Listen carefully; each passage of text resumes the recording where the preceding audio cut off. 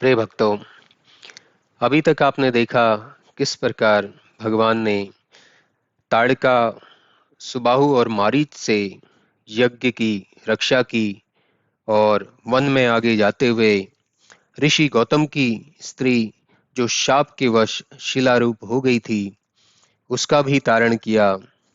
अब आप आगे जानेंगे कि किस प्रकार गंगा जी की उत्पत्ति हुई। अगर आप नए हैं और अभी तक आपने चैनल को सब्सक्राइब नहीं किया तो कृपया चैनल को सब्सक्राइब कर दें और लाइक बटन दबा दें। अनुज सहित प्रभु कीन प्रणामा, बहुत प्रकार सुख पायो रामा। भगवान ने भाई सहित श्री गंगा जी को प्रणाम कर बहुत प्रकार से सुख पाया। फिर रामचंद्र जी ने विश्वामित्र जी को मस्तक नवाकर श्री गंगा जी की उत्पत्ति पूछी। मुनि ने कहा, हे राम, तुम्हारे कुल में एक सगर नाम के तीनों लोक में विख्यात राजा हो चुके हैं। उनकी कोमल अंग वाली दो स्त्रियां थी, बड़ी केशनी और छोटी सुमति बड़ी प्यारी थी। उनमें सब प्रकार के संपत्ति आदि गुण तो थे, परंतु पुत्र न होने से राजा के मन में बड़ा दुख था। हे रामचंद्र जी, एक समय वह दोनों रानियों को साथ ले वन में तपस्या के लिए गए। फल सहित अनेक सुंदर सुंदर घने वृक्ष लगे हुए थे, जहां तप और तेज के निधान भृगु मुनि वास करते थे। राजा रानियों सहित प्रसन्न मन से 100 वर्ष तक वन में रहे और कठिन तप किया तथा भृगु जी के दर्शन पाकर बहुत सी स्तुति की।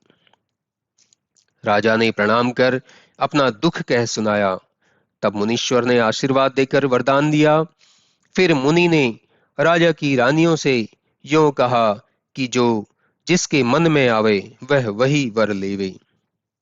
उन्होंने सुनकर मुनीश्वर के चरणों में माथा नवाकर कहा, हे स्वामी, जो तुम्हारे मन आवे वही वरदान दो। उन्होंने एक को एक पुत्र होने के लिए और दूसरी को सुंदर 60,000 पुत्र होने का वरदान दिया। वे सुंदर वर पाकर प्रसन्न हुए और हाथ जोड़कर चरणों में सिर नवाया। राजा स्त्रियों सहित अयोध्यापुरी में आए और आनंद सहित कुछ दिन व्यतीत किए। फिर सुंदर घड़ी और सुखदायक नक्षत्र जानकर केशनी ने असमंजस को उत्पन्न किया और सुमति के गर्भ से तुम्बी हुई, जिसमें से उतने पुत्र उत्पन्न हुए जितने मुनि ने कहे थे। राजा ने ब्राह्मण, गुरु, पार्वती और गणेश जी की पूजा कर आनंद सहित दान दिया। राजा ने शीघ्र सुंदर घी के घड़े मंगाए और उनमें सब पुत्रों को पधराया। इस भांति सब पुत्र उत्पन्न हुए और सब मनोकामना पूरी हुई। हे घनश्याम, रामचंद्र, सुनो, फिर तो रात दिन आनंद के साथ बीतने लगे। कुटुंबी नगर के लोग, रानी और राजा सब आनंद के वश अंग में फूले न समाते और दुख मिट गए। बाल लीला कर कुमार बड़े हुए और इस अगम संसार में चरित्र करने लगे। सब मनमाने सुंदर काम होने लगे और इसी सुख में रहते रहते बहुत दिन बीत गए। सरयू नदी अयोध्यापुरी में उसके उत्तर दिशा की ओर बहती है और उसमें निर्मल जल भरा रहता है। वहां प्रजा लोगों के बहुत से बालक नित्य उठकर स्नान करते थे। वहां असमंजस नौका ले आया और उन बालकों का हाथ पकड़कर उस पर चढ़ा पानी में डुबो दिया। हे रामचंद्र, सुनो, बालकों का मरना सुनकर सब प्रजा के लोग बड़े दुखी हुए।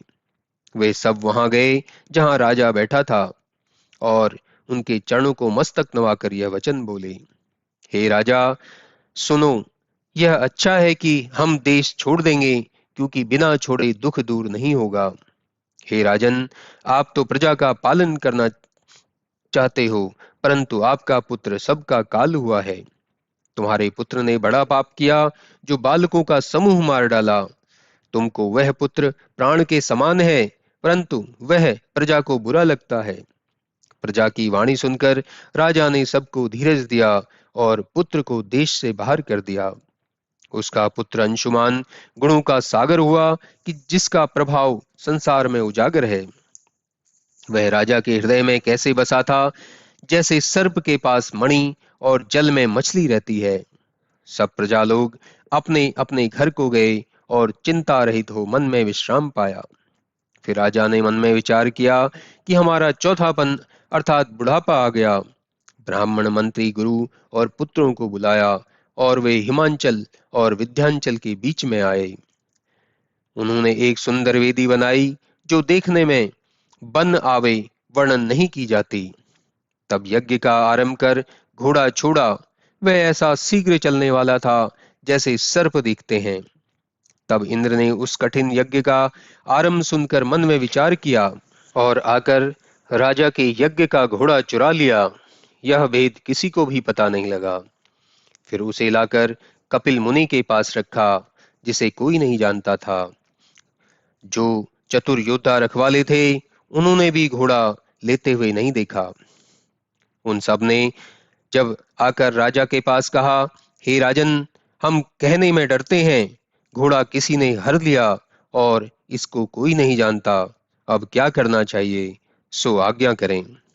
यह बात सुनते ही राजा को बड़ा दुख हुआ और शीघ्र ही सब पुत्रों को बुलाया और कहा, हे पुत्रों, तुम जाकर घोड़े को खोजो। यह सुनकर सब चरणों में सिर नवाकर चले गए।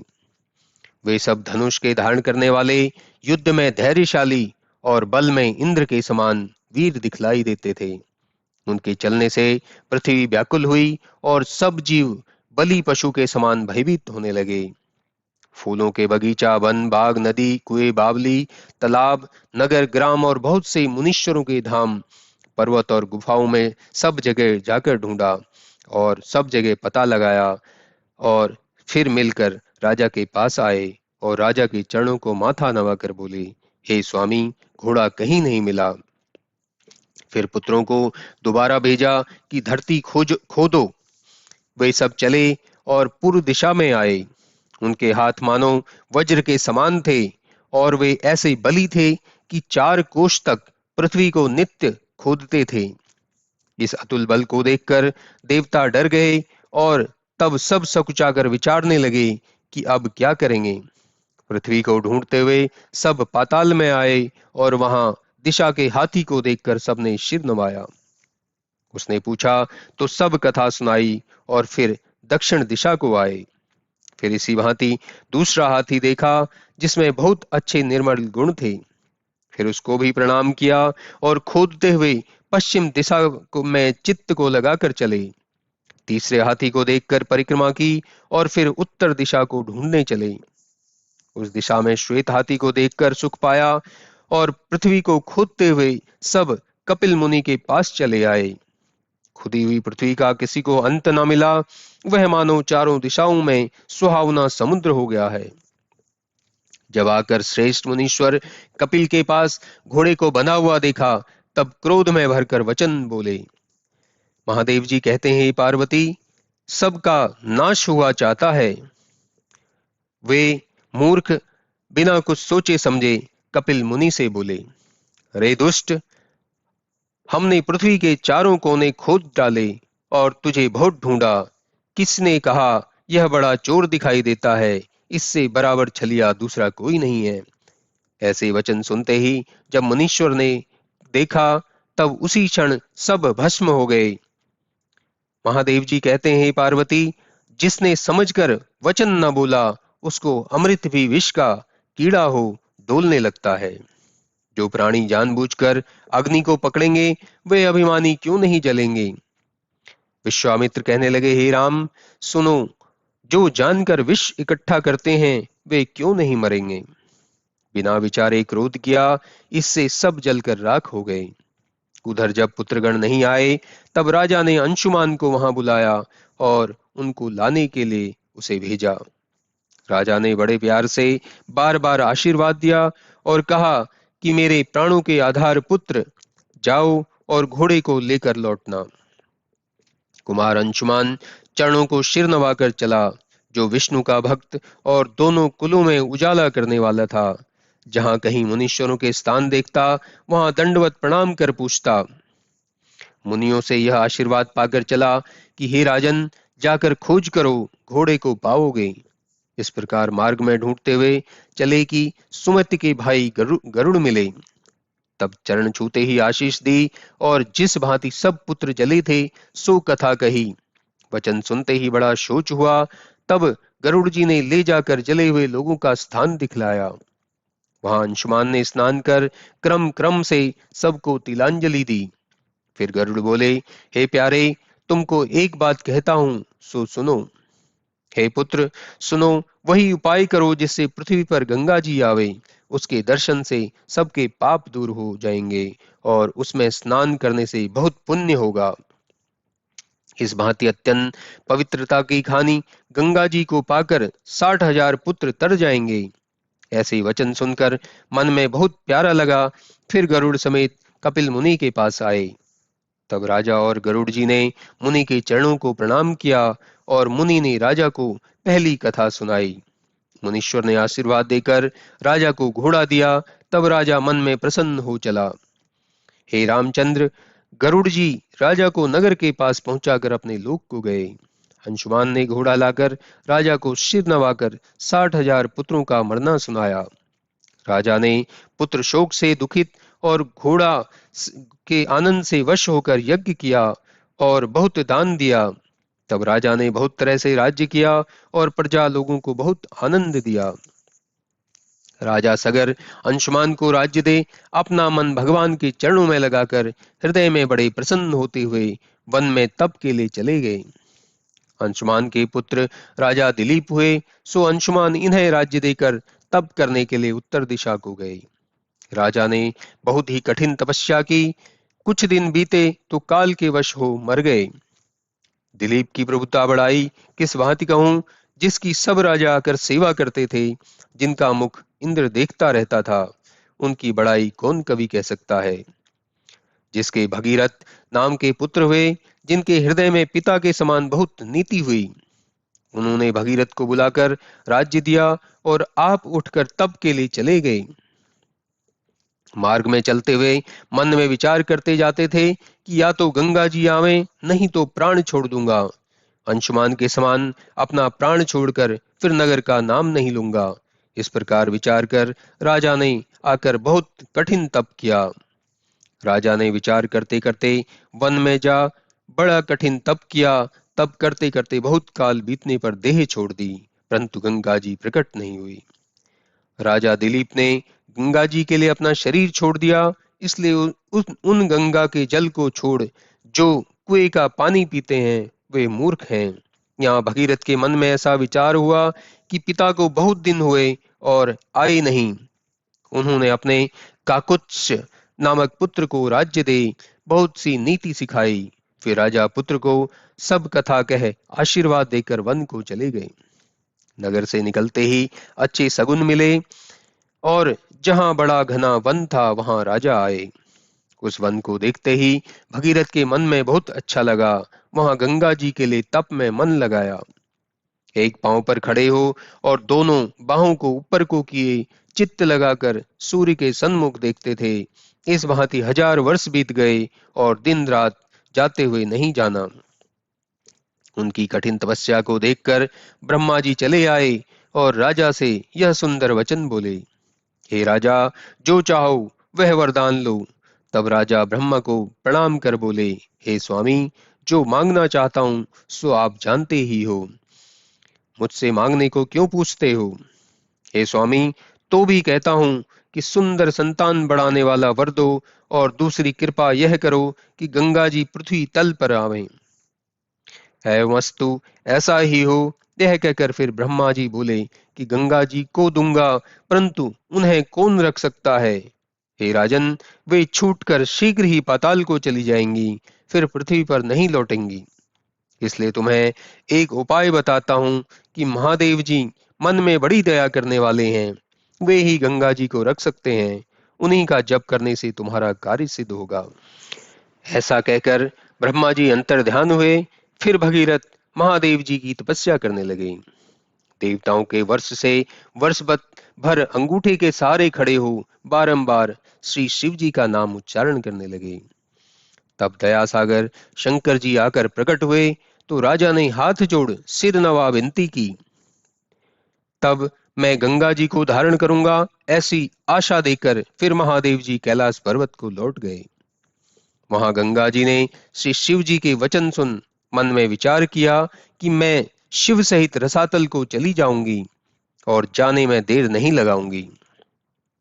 श्री शिव जी तो अंतर्यामी हैं।